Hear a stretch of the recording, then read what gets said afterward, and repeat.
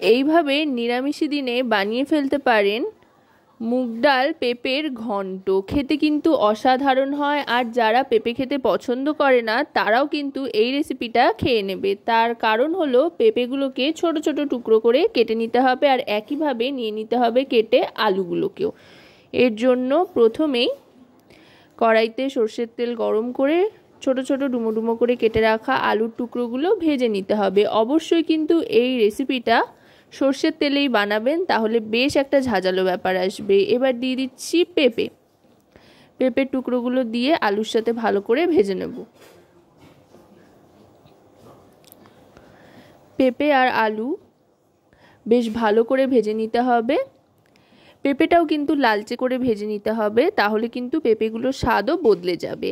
আর এই দিকে নিয়ে নিয়েছি নুন, হলুদ গুঁড়ো, লঙ্কার গুঁড়ো আর রোস্টেড ধনে জিরে গুঁড়ো, যেটা পরে গুলে এর মধ্যে ঢেলে দেব। তার আগে যেহেতু আলু আর পেঁপেটা ভাজা হয়ে গিয়েছে, তাই ধীরে ধীরে তেল ঝরিয়ে তুলে নিচ্ছি। আলু পেঁপে সম্পূর্ণটা তুলে নেওয়ার পর যেটুকু তেল বাকি থাকবে সেই তেলেই বাকি রান্নাটা সেরে ফেলবো। এবার এতে ফোড়ন হিসেবে দিয়ে দিলাম সাদা জিরে, আর এবার দিয়ে দিচ্ছি শুকনো লঙ্কা। জিরে শুকনো লঙ্কা ফোড়ন দেওয়ার পর ফোড়নটা একটু ভাজা ভাজা হয়ে আসলে এতে দিয়ে দেব টমেটোর টুকরো, আর দিয়ে দিচ্ছি আদা বাটা।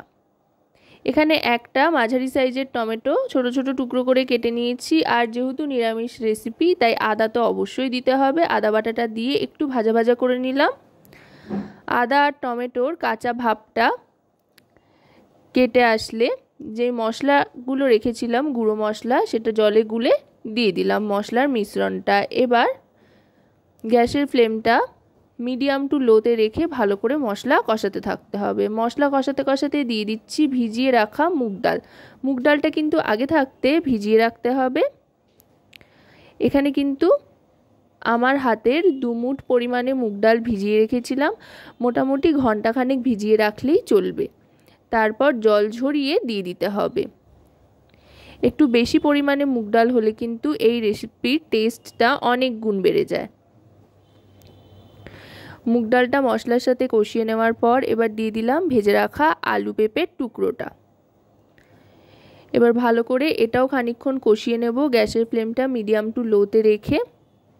ভালো করে মশলার সাথে সমস্তটা কষানো হয়ে যাওয়ার পর দিয়ে দেব জল। জল দিয়ে দিচ্ছি সবটাই সেদ্ধ হওয়ার জন্য। আলু পেঁপে যেহেতু আগে থাকতেই ভাজা রয়েছে, তাই আলু পেঁপে সেদ্ধ হতে কিন্তু খুব একটা বেশি সময় লাগবে না। মোটামুটি 1.5 থেকে 2 বাটি মতো জল এখানে দিয়ে দিলাম। এবার সবটা একধার করে নিয়ে গ্যাসের ফ্লেমটা লোতে করে দিয়ে কয়েকটা চেরা কাঁচা লঙ্কা ওপর থেকে ছড়িয়ে দেব, দিয়ে এবার ঢাকনা চাপা দিয়ে দেব। দিয়ে এবার মিনিট 5 মতো অপেক্ষা করতে হবে। 5 মিনিট বাদে ঢাকনাটা সরিয়ে নিচ্ছি। দেখুন জলটা কিন্তু একেবারে টেনে গিয়েছে, আর দারুণ সুন্দর একটা গন্ধও ছাড়ছে। তার সাথে সবটা যে সেদ্ধ হয়ে গিয়েছে আশা করি সেটা দেখলেই বুঝতে পারছেন। আলু পেঁপে ডাল সবটাই কিন্তু খুব সুন্দরভাবে সেদ্ধ হয়ে গিয়েছে, আর এটা কিন্তু খুব একটা বেশি পাতলা হয় না, আবার একদম ঝরঝরেও হয় না। বেশ একটা মাখো মাখো ব্যাপার আসে, যেটা ভাত দিয়ে কিংবা রুটি লুচি পরোটা যে কোনো কিছুর সাথেই কিন্তু খেতে অসাধারণ লাগে। এবার দিয়ে দিচ্ছি ঈষৎ উষ্ণ গরম জল সামান্য গ্রেভির জন্য। জলটা দিয়ে এবার ফুটিয়ে নেব ভালো করে। আশা করব রেসিপিটি আপনাদের ভালো লাগবে। ভালো লাগলে অবশ্যই রান্নাবাটি চ্যানেলটিকে সাবস্ক্রাইব করে লাইক শেয়ার কমেন্টের মাধ্যমে আমাদের পাশে থাকবেন, আর পাশে থাকা বেল আইকনটি অন করে দেবেন।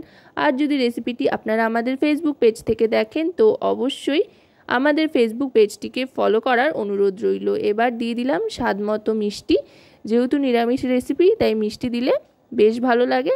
আর দিয়ে দিলাম শাহি গরম মশলার গুঁড়ো 1/2 টিস্পুন পরিমাণে, এতে করে রান্না একটা আলাদা মাত্রা আসবে। এবার চিনি আর গরম মশলা ভালো করে মিশিয়ে নিয়ে সার্ভ করে দিচ্ছি। তো রেসিপিটা কেমন লাগলো ট্রাই করে অবশ্যই কিন্তু জানাবেন।